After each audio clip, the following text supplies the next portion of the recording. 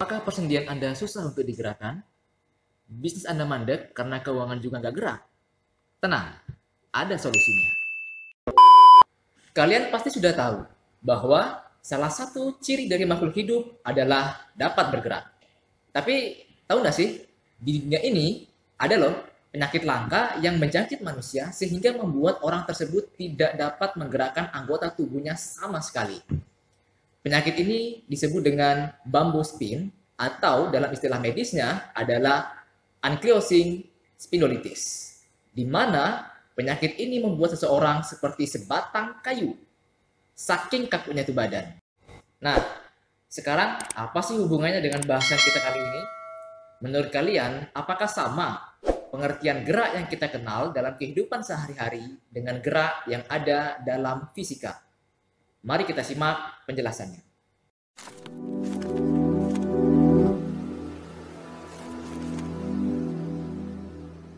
Untuk memahami konsep gerak dalam fisika, yuk kita lihat demonstrasi sederhana berikut ini. Misalkan ada sebuah mobil yang mana mobil tersebut dikendarai oleh seseorang di atasnya, bergerak di atas jalan atau lintasan yang lurus. Kemudian, di pinggir lintasan tersebut ada seorang yang berdiri mengamati. Dalam hal ini, menurut orang yang berdiri di pinggir jalan, mobil tersebut bergerak terhadap dirinya. Begitupun juga orang yang berada di atas mobil melihat orang yang berada di pinggir jalan bergerak terhadap dirinya. Tetapi, menurut orang yang berada di atas mobil, mobil yang dia kendarai tidak bergerak terhadap dirinya. Gerak dalam fisika haruslah jelas apa yang menjadi acuan benda itu ketika bergerak. Artinya, suatu benda dikatakan bergerak jika posisinya berubah terhadap suatu acuan tertentu. Masih belum paham? Mari kita simak video berikut ini.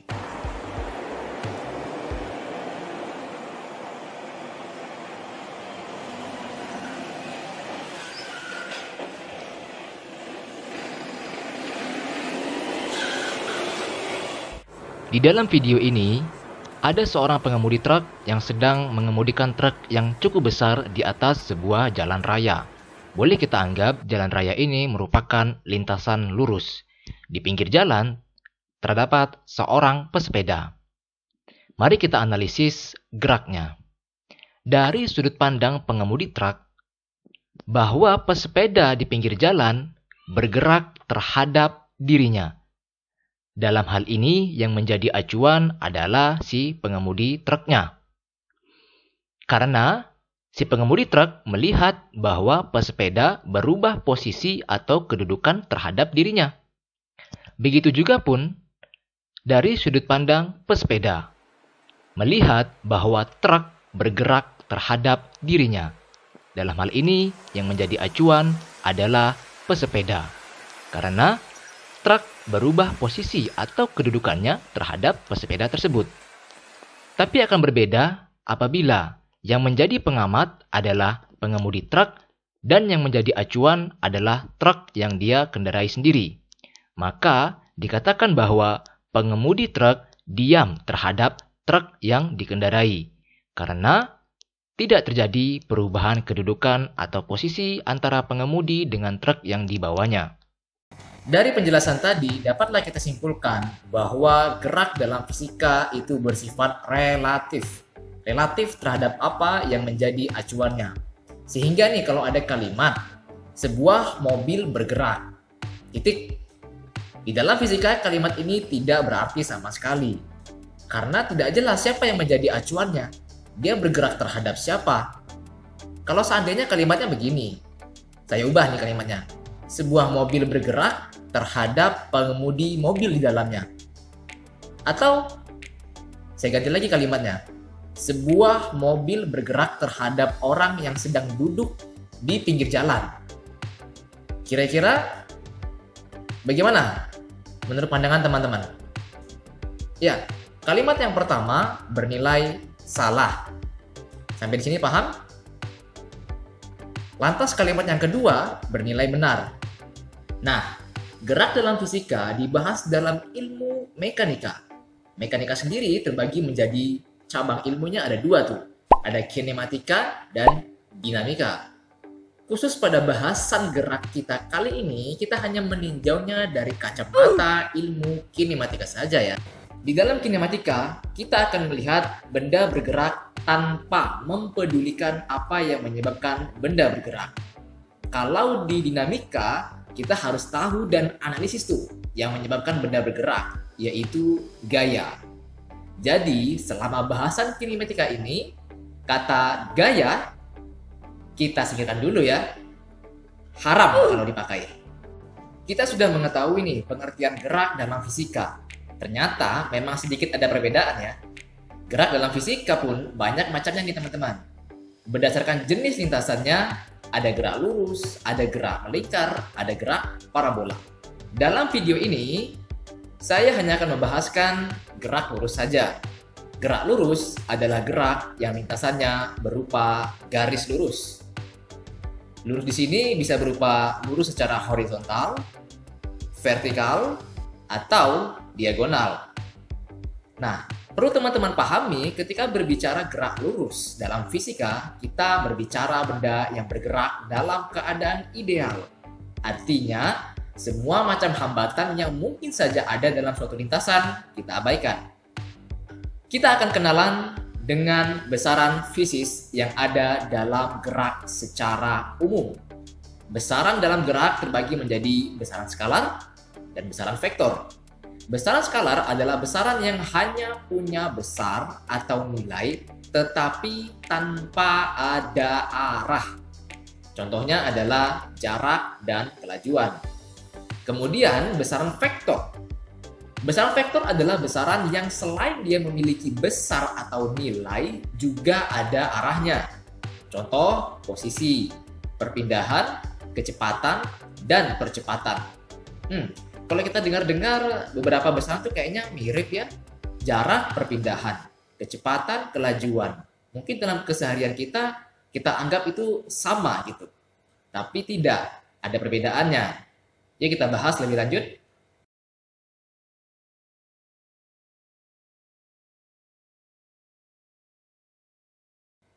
Seseorang nih, sebut saja dia doi.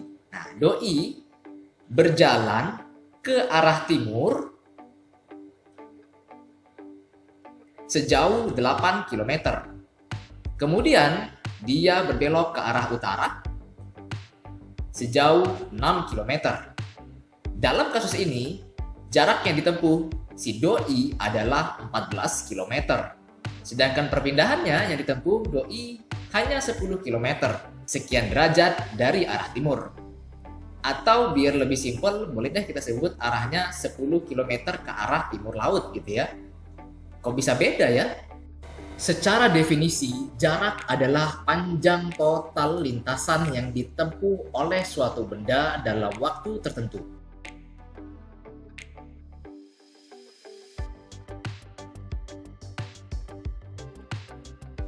Sedangkan perpindahan adalah perubahan posisi atau kedudukan benda. Jelasnya, seberapa jauh sih posisi benda saat ini dari kedudukan awalnya.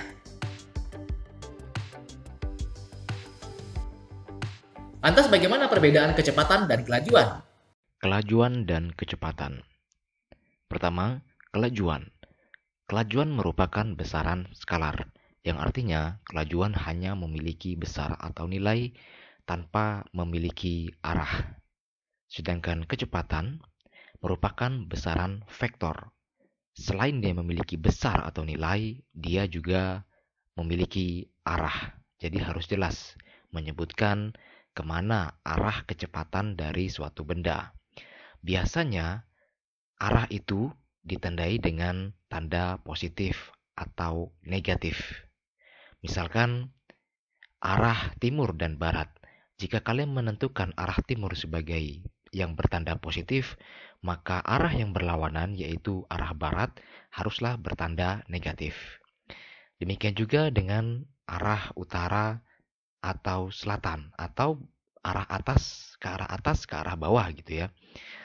Kalau kalian menentukan arah utara atau ke atas itu sebagai yang bertanda positif, maka yang berlawanan yaitu ke arah selatan atau ke bawah itu haruslah bertanda negatif.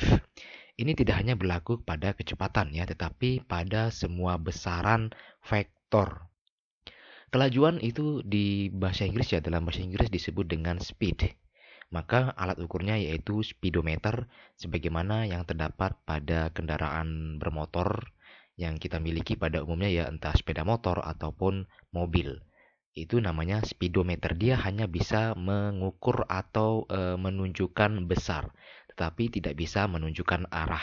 Sedangkan kalau kecepatan di dalam bahasa Inggrisnya itu adalah velocity, maka alat ukurnya adalah velocimeter. Ini memang tidak ada di alat ukur pada kendaraan kita pada umumnya ya.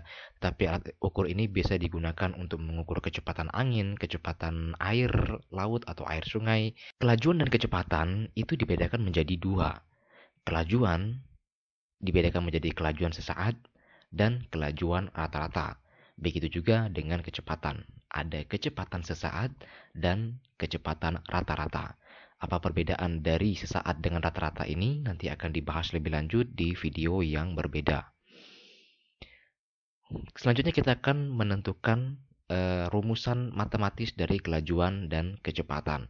Sebelumnya kita ingat lagi kasus yang tadi ya, jarak dan perpindahan. Misalnya ada si doi gitu ya, bergerak ke arah timur sejauh 8 km, kemudian dia berbelok ke arah utara sejauh 6 km. Kalau kalimatnya saya lengkapi bahwa dia bergerak ke arah timur sejauh 8 km selama 20 menit, kemudian ke arah utara sejauh 6 km selama 10 menit, maka dari sini tadi kita sudah menentukan ya bahwa besarnya jarak yang ditempuh oleh si doi itu adalah 14 km.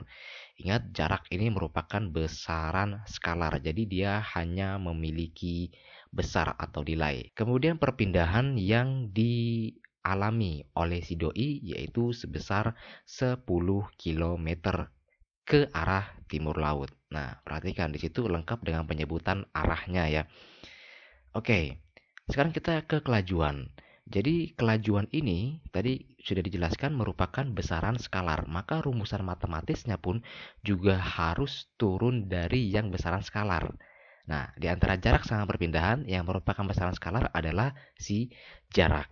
Maka secara definisi kelajuan didefinisikan sebagai hasil bagi antara jarak total, ya kan? Jarak total atau jarak tempuh dibagi dengan selang waktu atau waktu tempuhnya. Sedangkan kecepatan merupakan besaran vektor, maka dia pun harus diturunkan dari besaran vektor juga rumusan matematisnya, yaitu si perpindahan. Secara definisi, kecepatan rata-rata didefinisikan sebagai hasil bagi antara perpindahan dibagi dengan selang waktu atau waktu tempuhnya. Demikian ya teman-teman, pembahasan kita tentang definisi gerak, jenis-jenis gerak, hingga pada besaran fisis dalam gerak secara umum. Terima kasih sudah menyimak, mudah-mudahan dapat dipahami.